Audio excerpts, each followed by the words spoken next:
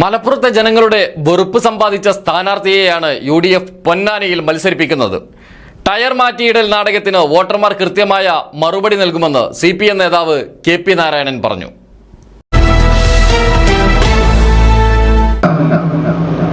മുസ്ലിം league പാർട്ടിക്കും ഏകദേശം അത് ബോധ്യമായി എന്നുള്ളതിന്റെ അടിസ്ഥാനത്തിലാണ് ഇന്നിപ്പോ മുന്നിലെ ടയർ ബാക്കിലേക്കും ബാക്കിലെ ടയർ മുന്നിലേക്കും ഇട്ടുകൊണ്ട് മുസ്ലിം ലീഗ് സ്ഥാനാർത്ഥി ലിസ്റ്റ് പ്രഖ്യാപിച്ചിട്ടുള്ളത്. നിങ്ങൾക്കൊക്കെ അറിയുണ്ടാവും ഏകദേശം കാര്യങ്ങൾ.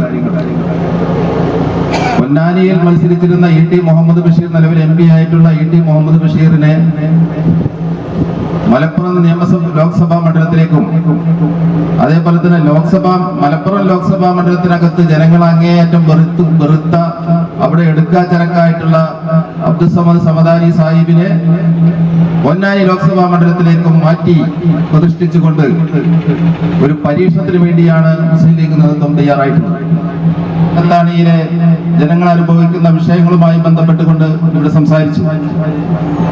അങ്ങേയറ്റത്തെ വലിയ ജനവഞ്ചനയാണ്, ചതിയാണ്. ഇതുമായി ബന്ധപ്പെട്ടുകൊണ്ട് ET മുഹമ്മദ് ബഷീർ എന്ന പേരായ നമ്മുടെ MP ഈ രണ്ടത്താണിയിലെ ജനങ്ങളോട് കാണിച്ചിട്ടുള്ളതെന്ന് ആ വിശദീകരണത്തിൽ നിങ്ങൾക്ക് ബോധ്യമുണ്ടാവും. അതിന്റെ രാഷ്ട്രീയ വിശദീകരണത്തിലേക്ക് ഞാൻ വരേണ്ട ആവശ്യമില്ല. കാരണം ഒരു MPയുടെ സവിശേഷമായ അധികാരങ്ങൾ ഉപയോഗപ്പെടുത്തിക്കൊണ്ട് സ്വന്തം മണ്ഡലത്തിലെ ജനങ്ങൾ അനുഭവിക്കുന്ന അവരുടെ നിത്യജീവിതവുമായി സ്വൈര ജീവിതവുമായി ബന്ധപ്പെട്ടുള്ള വളരെ പ്രധാനപ്പെട്ട ഒരു പ്രശ്നത്തിനകത്ത് എന്ത് നിലപാടാണ് ഈ MP സ്വീകരിച്ചിട്ടുള്ളത് എന്നുള്ളതിനെ സംബന്ധിച്ച് രണ്ടത്താണി മേഖലയ്ക്കകത്തുള്ള ജനങ്ങളോട് ഞാൻ വിശദീകരിക്കാതെ തന്നെ ജനങ്ങൾ അറിഞ്ഞു കഴിഞ്ഞിരിക്കണം അതിന്റെ ഒരു രസം എന്താണ് മുസ്ലിം ലീഗ് MPമാർ രാജ്യത്തെ ജനങ്ങൾക്ക് വേണ്ടി ചെയ്യുന്നത് എന്ന് വളരെ ബോധ്യപ്പെട്ട ഒരു വസ്തുതയാണ്.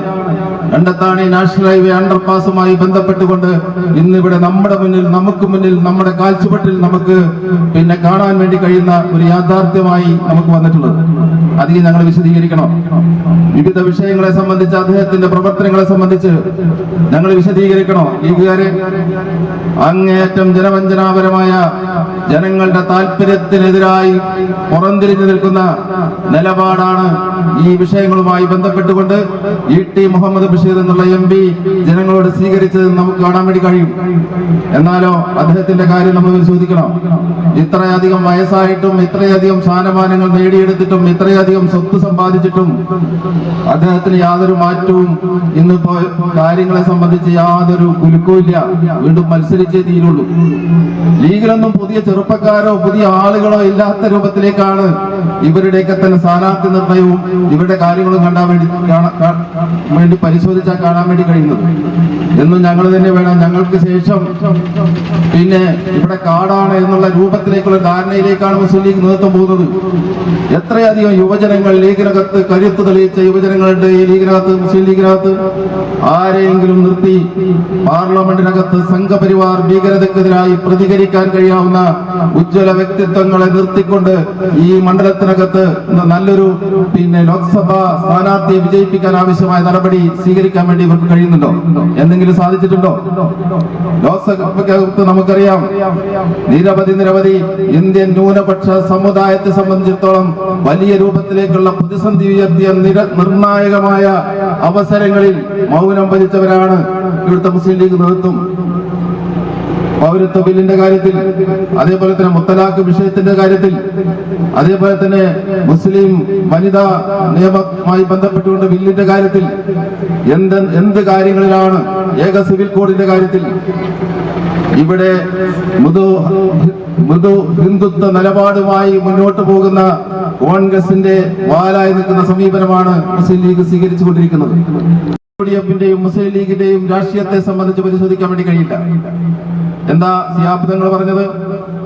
സാദിഖ് അലി ശിഹാബ് തങ്ങൾ ഇതുമായി ബന്ധപ്പെട്ടുകൊണ്ട് ബാബറി മസ്ജിദ് തകർത്ത സ്ഥലത്ത് നിർമ്മിച്ചിട്ടുള്ള അയോധ്യയിൽ നിർമ്മിച്ചിട്ടുള്ള പ്രാണപ്രതിഷ്ഠയുമായി ബന്ധപ്പെട്ടുകൊണ്ട് സാദിഖ് അലി ശിഹാബ് തങ്ങളെ ഏറ്റവും അവസാനം പറഞ്ഞ ഒരു പ്രസ്താവനയുണ്ട്. ആ പ്രസ്താവന മലപ്പുറത്തെ മുസ്ലിം സമുദായത്തിലെ ആളുകൾ എന്നാണോ തെരഞ്ഞെടുപ്പ്, എന്നാണോ പാർലമെന്റിലേക്ക് എന്നാണോ നിങ്ങൾ പോളിംഗ് ബൂത്തിലേക്ക് പോകുന്നത്, ആ സമയത്ത് നിങ്ങൾ അന്ന് പരിശോധിച്ചിട്ട് വേണം പോളിംഗ് ബൂത്തിലേക്ക് പോകാൻ എന്ന് ഞങ്ങൾ പ്രത്യേകമായിട്ട് നിങ്ങളോട് പറയാം. എന്താ പറഞ്ഞത്? അയോധ്യയിൽ പ്രാണപ്രതിഷ്ഠ നടന്നതോടുകൂടി, രാമവിഗ്രഹം പ്രതിഷ്ഠിച്ചതോടുകൂടി ഇന്ത്യ രാജ്യത്തിന്റെ മതേതരത്വം ശക്തിപ്പെട്ടു എന്ന് പരസ്യമായി പ്രസ്താവിച്ചയാളാണ് മുസ്ലിം ലീഗിന്റെ പ്രസിഡന്റ് സാദിഖ് അലി ശിഹാബ് തങ്ങൾ. ഇവിടെ ബാബറി മസ്ജിദ് നിന്നിരുന്ന സ്ഥലത്ത് രാമക്ഷേത്രം സ്ഥാപിക്കുകയും കോടതി വിധി പ്രകാരം 5 കിലോമീറ്റർ ദൂരത്തിനപ്പുറം ബാബറി മസ്ജിദിന് സ്ഥലം അനുവദിക്കുകയും ചെയ്തതോടുകൂടി ഇന്ത്യ രാജ്യത്തിന്റെ മതേതരത്വം ശക്തിപ്പെട്ടിരിക്കുന്നു എന്ന് പ്രസ്താവിക്കുന്നതിലൂടെ ഇന്ത്യൻ ന്യൂനപക്ഷത്തിന്റെ ഹൃദയവികാരങ്ങളിൽ കനൽ കോരിയിടുന്ന നിലപാടാണ് ഇവിടുത്തെ മുസ്ലിം ലീഗ് നേതൃത്വം സ്വീകരിച്ചിട്ടുള്ളത് എന്ന് നമുക്ക് കാണാൻ വേണ്ടി കഴിയും. ഇതുമായി ബന്ധപ്പെട്ടുകൊണ്ടുള്ള അയോധ്യയുമായി ബന്ധപ്പെട്ടുകൊണ്ട്, രാമക്ഷേത്രവുമായി ബന്ധപ്പെട്ടുകൊണ്ട്, ബാബറി മസ്ജിദുമായി ബന്ധപ്പെട്ടുകൊണ്ടുള്ള സമകാലീന രാഷ്ട്രീയം, ആ രാഷ്ട്രീയം ഞങ്ങൾ അധികം വിശദീകരിക്കാതെ തന്നെ രാജ്യത്തെ ജനങ്ങൾക്കറിയാം.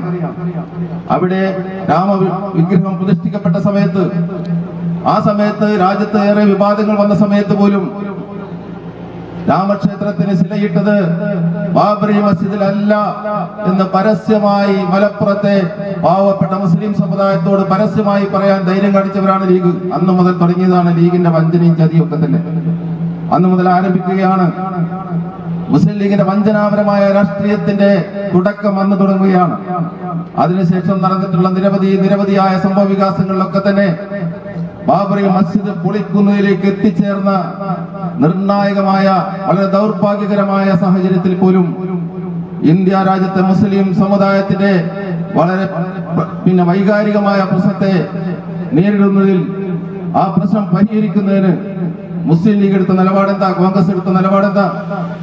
അന്നത്തെ കോൺഗ്രസ് പ്രധാനമന്ത്രിയായിരുന്ന നരസിംഹറാവു കേന്ദ്ര മിലിറ്ററിയെ സജ്ജീകരിച്ച് അതിന്റെ സംരക്ഷണത്തിൽ ബാബറി മസ്ജിദ് പൊളിച്ചടക്കിയപ്പോ ആ വിഷയവുമായി ബന്ധപ്പെട്ടുകൊണ്ട് കേരളത്തിനകത്ത്, ഇന്ത്യ രാജ്യത്തകത്ത് നിലപാടുകൾ എടുക്കാനോ കോൺഗ്രസിന്റെ ഈ ജനവഞ്ചനാപരമായ ഈ നിലപാടുകൾക്കെതിരായി പ്രതികരിക്കാനോ ഒരിക്കൽ പോലും മുന്നോട്ട് വരാത്തവരാണ് ലീഗ്. അന്ന് ലീഗ് ഇവിടെ ഇങ്ങനെ UDF-ന്റെ കീഴിൽ ഭരണക്കസേരയിൽ ഇങ്ങനെ ഇരുന്നുകൊണ്ടിരിക്കുക, ഭരണത്തിന്റെ ശീതളഛായയിൽ ഇങ്ങനെ പിന്നെ ആസ്വദിച്ച് കഴിഞ്ഞുകൊണ്ടിരിക്കുന്ന സാഹചര്യമാണ് അന്ന് മുസ്ലിം ലീഗ്. ആ ഒരു വഞ്ചനാപരമായ രാഷ്ട്രീയ നിലപാടുകൾ മുസ്ലിം സമുദായം ഭീഷണി നേരിടുന്ന മുഴുവൻ രാഷ്ട്രീയ സാഹചര്യത്തിലും മുസ്ലിം ലീഗ് എടുക്കുന്ന നിലപാടുകൾ ഈ രൂപത്തിലേക്കുള്ള നിലപാടാണ്. പക്ഷെ ഈ നിലപാടുകളെ ചോദ്യം ചെയ്യാൻ ഇവിടുന്നൊക്കെ തെരഞ്ഞെടുത്തു പോകുന്ന മുസ്ലിം ലീഗ് എംപിമാർ, ജനപ്രതിനിധികൾ എന്ത് ചെയ്യുന്നു എന്നുള്ളത് പരിശോധിക്കപ്പെടേണ്ടേ? അത് പരിശോധിക്കപ്പെടാൻ ആവശ്യമായ രൂപത്തിലേക്കുള്ള ആർജവമുള്ള നേതാക്കന്മാരെ പാർലമെന്റിൽ സ്ഥാനാർത്ഥികളായി നിർത്തണ്ടേ? ഇപ്പൊ പ്രാണപ്രതിഷ്ഠയുമായി ബന്ധപ്പെട്ടുകൊണ്ട്, അയോധ്യയിലെ രാമവിഗ്രഹ പ്രതിഷ്ഠയുമായി ബന്ധപ്പെട്ടുകൊണ്ട് ജോൺ ബ്രിട്ടാസ് എന്ന പേരായ ഇടതുപക്ഷ MP പാർലമെന്റ് കുലുക്കിക്കൊണ്ട് നടത്തിയിട്ടുള്ള പ്രസംഗവുമായി ബന്ധപ്പെട്ടുകൊണ്ട് അങ്ങനത്തെ ഒരു പ്രസംഗം ചെയ്യാൻ ഇന്നിപ്പോഴെ സ്ഥാനാർത്ഥിയായി മത്സരിക്കുന്ന അബ്ദുൾ സമദ് സമദാനിക്ക് സാധിക്കുമോ? അദ്ദേഹത്തിന് ഇന്ത്യ രാജ്യത്തെ എത്ര ഭാഷ അറിയുന്നത്? ബഹുഭാഷാ പണ്ഡിതനാണ്. ഉറുദു അറിയാം, ഹിന്ദി അറിയാം, അതേപോലെ തന്നെ ഉപനിഷത്തുകൾ അറിയാം, വേദമറിയാം. അങ്ങനെ അദ്ദേഹത്തിന് അറിയാത്തതൊന്നുമില്ല. പക്ഷേ ഈ അറിയുന്നതൊന്നും ഈ രാജ്യത്തെ അദ്ദേഹം പ്രതിദാനം ചെയ്യുന്ന ജനവിഭാഗത്തിന് വേണ്ടി ഉപയോഗിക്കാൻ തയ്യാറല്ല എന്നുള്ളതാണ് അബ്ദുൾ സമദ് സമദാനി എന്ന പേരായ വ്യക്തിയെ സംബന്ധിച്ച് നമുക്ക് കാണാൻ വേണ്ടി കഴിയുന്നത്. ഒരാളെ അയാളുടെ വ്യക്തിത്വപരമായ കാര്യങ്ങൾ തെരഞ്ഞെടുപ്പ് സമയത്ത് ബോധ്യപ്പെട്ട കാര്യങ്ങൾ പറയാതിരിക്കാൻ വേണ്ടി കഴിയില്ലല്ലോ. തൊട്ടടുത്ത വ്യക്തിയാണ്, തൊട്ടടുത്ത് താമസിക്കുന്ന ആളാണ്. പക്ഷെ ഈ വിഷയവുമായി ബന്ധപ്പെട്ടുകൊണ്ട്, നാഷണൽ ഹൈവേ സംബന്ധമായ വിഷയവുമായി ബന്ധപ്പെട്ടുകൊണ്ട് അബ്ദുൾ സമദ് സമദാനി ഈ കാലം വരെ എടുത്ത നിലപാടെന്താ? ഇദ്ദേഹത്തിന് പാർലമെന്റിൽ എന്താ ഉപരിതല ഗതാഗത വകുപ്പ് മന്ത്രി ആയിട്ടുമായി ബന്ധപ്പെട്ടുകൊണ്ട് അദ്ദേഹത്തെ നേരിൽ കാണാനും പാർലമെന്റിനകത്ത് ഇത്തരം വിഷയങ്ങൾ ഉന്നയിക്കാനും അദ്ദേഹത്തിന് കഴിയാത്തതുകൊണ്ടാ? ഭാഷ അറിയാത്തതുകൊണ്ടാണോ?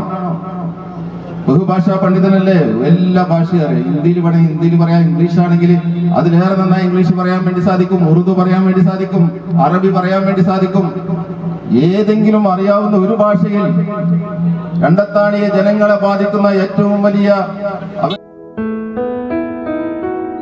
നമ്മുടെ കുബൂസ്, അത് നമ്മുടെ ഗൾഫിൽ കിട്ടുണ്ടായിരുന്ന കുബൂസില്ലേ, നിനക്കിഷ്ടപ്പെട്ട ആ കുബൂസ്.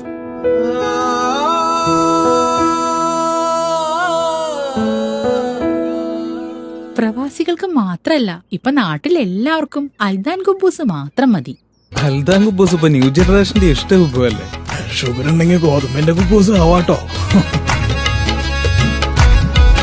മലയാളിയുടെ ഭക്ഷണ താല്പര്യങ്ങൾക്ക് ഇനി പുതിയ സ്വാദ്. അൽദാൻ ലെബനീസ് കുബൂസ്.